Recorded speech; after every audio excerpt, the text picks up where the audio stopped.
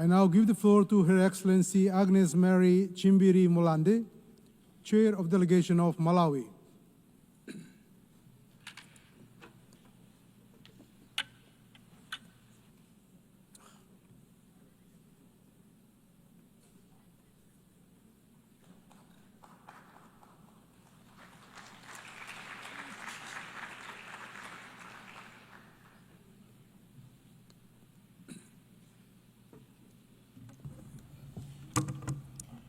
Madam President, Excellencies, distinguished delegates, ladies and gentlemen, I'm honored to address this 80th session of the United Nations General Assembly under the theme, Better Together, 80 years and more for peace, development, and human rights. This milestone stands as a testament to the United Nations' extraordinary legacy of fostering peace, advancing sustainable development, and championing human dignity. It affirms humanity's enduring journey to build a world where every generation can flourish, where nations rise above division to resolve their differences with wisdom, and where the pursuit of justice and harmony binds us as a one global community. Malawi commits to strengthening multilateralism to ensure a prosperous, equitable, and secure world for current and future generations. Madam President, the theme, Better Together, aligns closely with Malawi's foreign policy, our blueprint for advancing national interests through economic diplomacy, protection of sovereignty, and global cooperation. Anchored in the Malawi 2063, our long-term vision, we aspire to become a self-reliant, industrialized, middle-income nation by 2063, driven by agriculture, tourism, mining, and manufacturing. Achieving this goal demands both unwavering national commitment and active engagement with the global community in a peaceful world.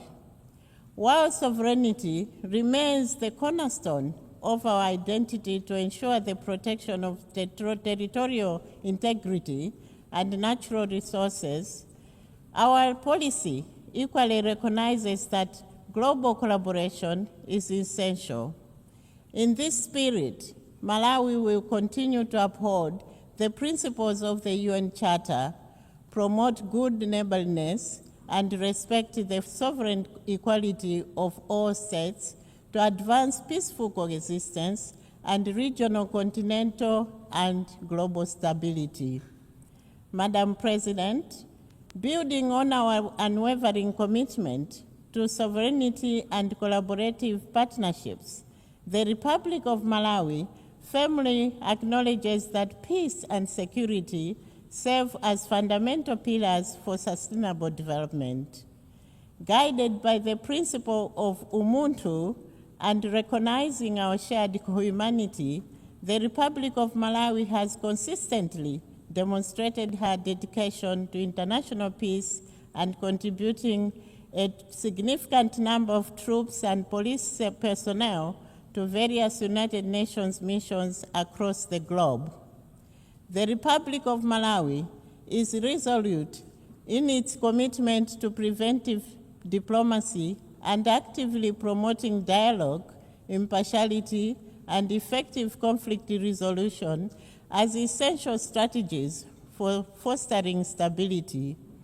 This commitment is reflected in our active engagement and unwavering support for peace initiatives led by the United Nations, African Union, and the Southern African Development Community.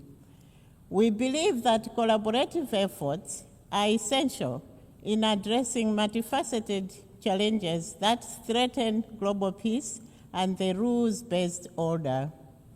Furthermore, it is important to highlight the significant strides that the Republic of Malawi has made towards promoting participation of women in peacekeeping operations.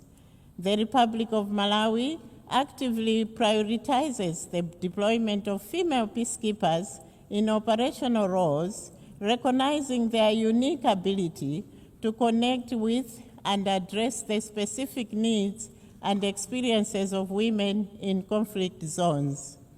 This initiative not only empowers female personnel, but also enriches the overall effectiveness of our peacekeeping efforts by fostering a deeper understanding of the complexities surrounding gender issues in these environments. On that note, Madam President, I'm pleased to report that the positive outcomes of this approach are becoming increasingly evident. The inclusion of women in our peacekeeping forces has proven beneficial not just for the missions themselves, but also for the communities we serve. Furthermore, I'm proud to say that Malawi stands among the nations that have registered significant strides towards gender equality and the empowerment of women and girls. In this regard, I would like to reiterate the government of Malawi's commitment to the promotion of women's participation in all spheres of life at the highest levels possible. We in Malawi believe that no meaningful socioeconomic progress can happen when half of the population is left behind. Our conviction to gender equality and women empowerment is driven by the recognition that women and girls are the bedrock on which social progress is based. It is for this reason that Malawi supports the proposal to consider electing a female United Nations Secretary General.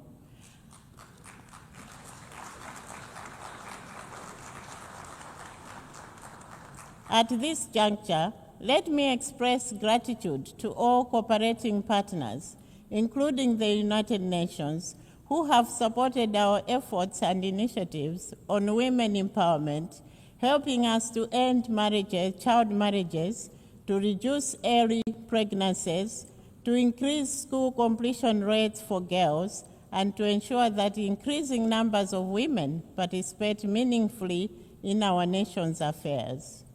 Madam President, humanity's progress is inseparable from global peace and security, for true stability can only be achieved when no one is left behind.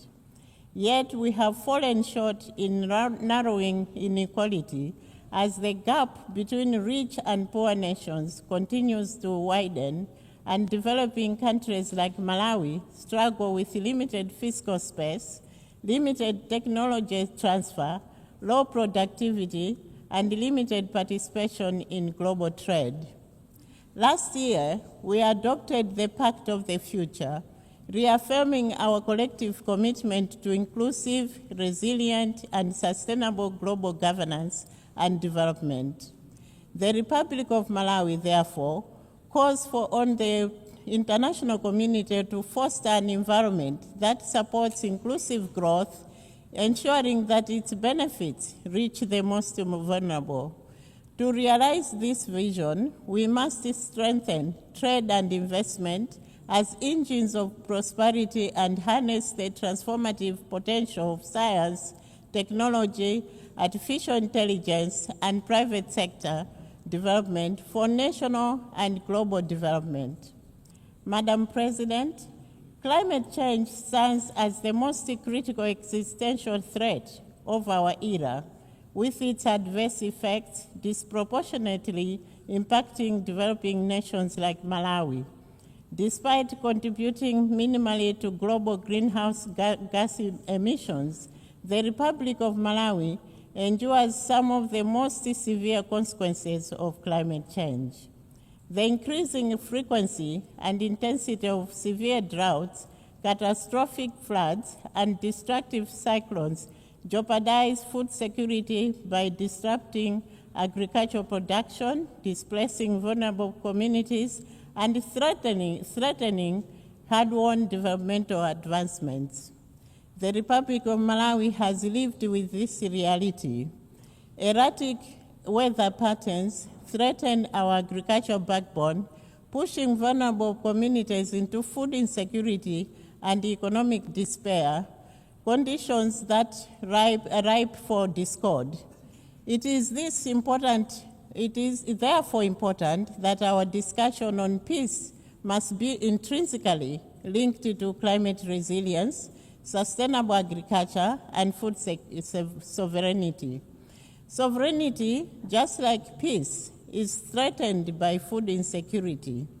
We therefore call for increased investment in early warning systems, climate-smart agriculture, and social safety nets. A world that is food secure is a world more peaceful. Considering these challenges, Madam President, the Republic of Malawi urgently calls for bold and accelerated climate action that includes the full and effective implementation of the Paris Agreement. This involves not only enhanced commitments to reduce emissions, but also significant scaling up of financial resources dedicated to climate adaptation, addressing loss and damage, and ensuring equitable access to sustainable technologies. The Republic of Malawi firmly believes that only through a collective sense of responsibility and international solidarity can we protect our planet and provide a sustainable future for our generations to come.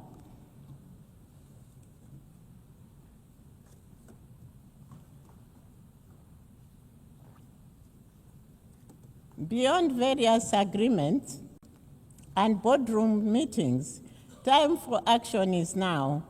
We must act decisively to safeguard both our environment and the livelihoods of those most at risk. Madam President, the global community also needs to work together to address public health issues. My delegation, therefore, applauds your office for the efforts that led to the adoption of the political declaration on the prevention and control of non-communicable diseases and the promotion of mental health and well-being. No nation has been spared from the impact of these two health issues, whose causes are numerous. The response to these issues requires concerted efforts and collaboration. It is, therefore, rather disheartening that the political declaration faced many hurdles during the negotiation process. My delegation wishes to appeal for shared commitment to address the issues, and indeed all other emerging public health issues. Madam President, in this digital age, artificial intelligence presents both unprecedented opportunities and profound challenges. If harnessed responsibly, AI can accelerate development, improve health and education, and unlock economic growth. Yet, without clear governance, it risks deepening inequalities and undermining security. We therefore call for a global framework that ensures AI is ethical, inclusive, and accessible to all nations, enabling it to serve as a force for development rather than division. The Republic of Malawi is optimistic that AI will usher in a new era of enhanced productivity for its citizens, helping to propel the country's development trajectory. Madam President, let me take this opportunity to express my gratitude to your office for convening a high-level plenary meeting to commemorate the 30th anniversary of the World Programme of Action for Youth.